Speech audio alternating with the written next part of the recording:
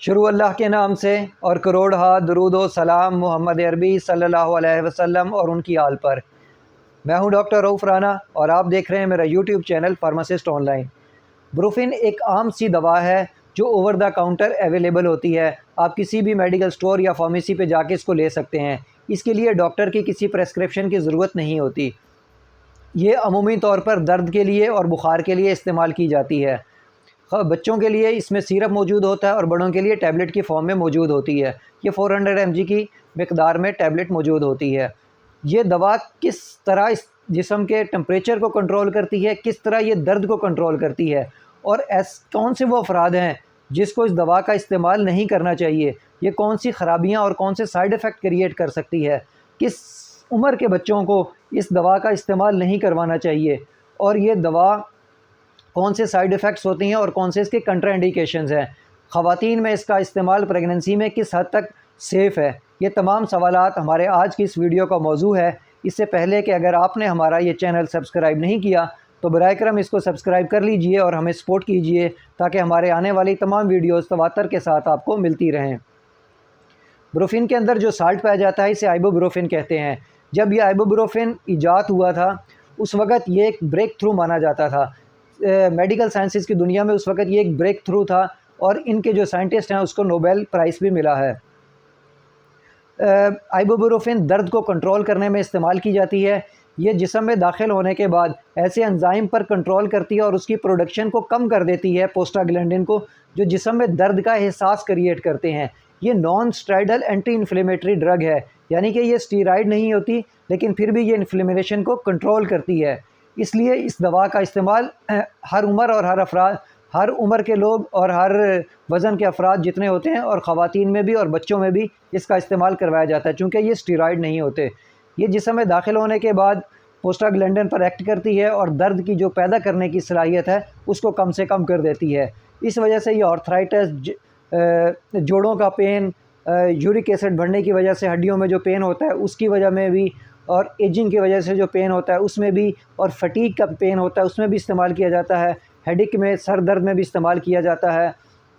पट्ठों के दर्द, जोड़ों के दर्द, गिर जाने की वजह से जो दर्द होता है उसमें, और ऑपरेशन के बाद जो दर्द होते हैं उसमें भी इस्तेमाल करवाया जाता है। और दांत के दर्द में भी इसको इस्तेमाल कराया जाता है क्योंकि ये दर्द के एहसास की जो है वो कम से कम कर देता है और ये as a pain killer act करता है। एक साइड पे तो ये as a pain killer act करता है और दूसरी साइड पे ये बुखार को कंट्रोल करने में भी इस्तेमाल किया जाता है।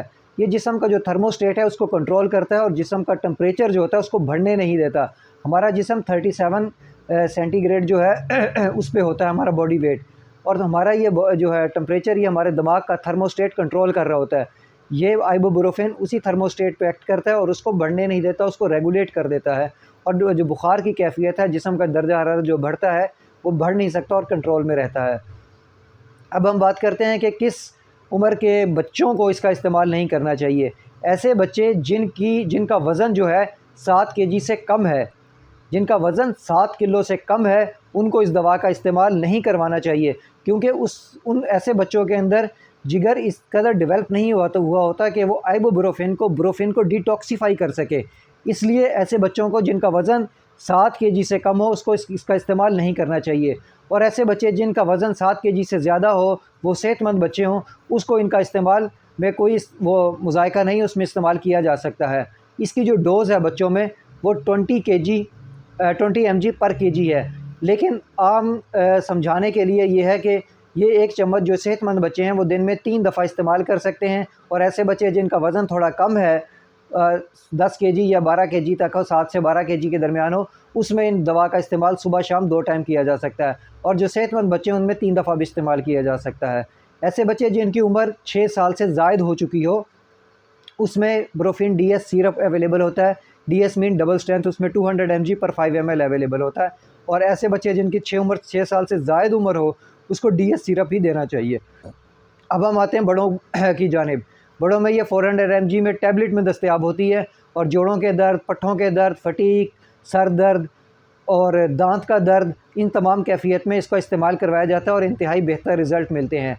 लेकिन ऐसे लोग जिनको जिगर का आर्ज़ा हो और उनका जिगर सही तौर पे काम ना कर रहा हो, उनको इस दवा का इस्तेमाल इंतहाई सोच समझ के करना चाहिए। बल्कि मेरा तो मशवरा है कि अपने डॉक्टर या अपने फार्मासिस्ट के मशवरे के साथ ही इसका इस्तेमाल करना चाहिए। ऐसे लोग जिनको गुर्दे का पेन हो, उसको इस दवा का इस्तेमाल नहीं करना चाहिए।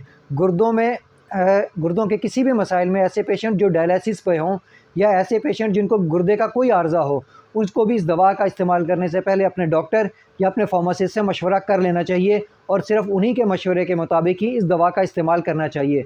गुर्दे और जिगर के मरीज़ों को खुद से इस दवा का इस्तेमाल नहीं करना चाहिए। इस दवा का इस्तेमाल डिस्मेनोरिया में किया जा सकता है। ऐसी ख़वातीन जिनको पेनफुल पीरियड्स होते हैं, उसमें इस दवा का इस्तेमाल किया जा सकता है और अच्छे रिज़ल्ट भी होते हैं, और डिस्मेनोरिया को कंट्रोल भी किया जा सकता है। डिस्मेनोरिया की और भी अलग सी वजूहात होती हैं, जिसमें एंजाइम की चेंजेस वगैरह होती हैं। उसमें हमारी एक वीडियो है, आप हमारी वीडियो देख सकते हैं, माहवारी का दर्द जो होता है उसमें लेकिन उस दर्द को कंट्रोल करने के लिए वक्ती तौर पे इस दवा का इस्तेमाल किया जा सकता है। चूँकि ये दवा प्लेटलेट्स के काउंट को कम कर देता है, इसलिए डेंगू फ़ीवर के अंदर इस दवा का इस्तेमाल रिकमेंडेड नहीं है। डेंगू के बुखार में इस दवा का इस्तेमाल नहीं करना चाहिए। और ऐसे लोग जो इसका इस्तेमाल मुतवातर या काफ़ी देर से कर रहे हों, उनको ये मैदे के मसाइल क्रिएट कर सकता है, ये पेप्टिक अल्सर क्रिएट कर सकता है।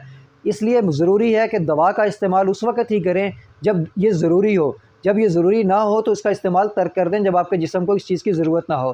प्रेगनेंसी में इसका इस्तेमाल सेफ़ तस्वर किया जाता है, लेकिन प्रेगनेंसी के आखिरी ट्राइमेस्टर में, यानी कि आखिरी 3 माह के अंदर इस दवा का इस्तेमाल नहीं करना चाहिए।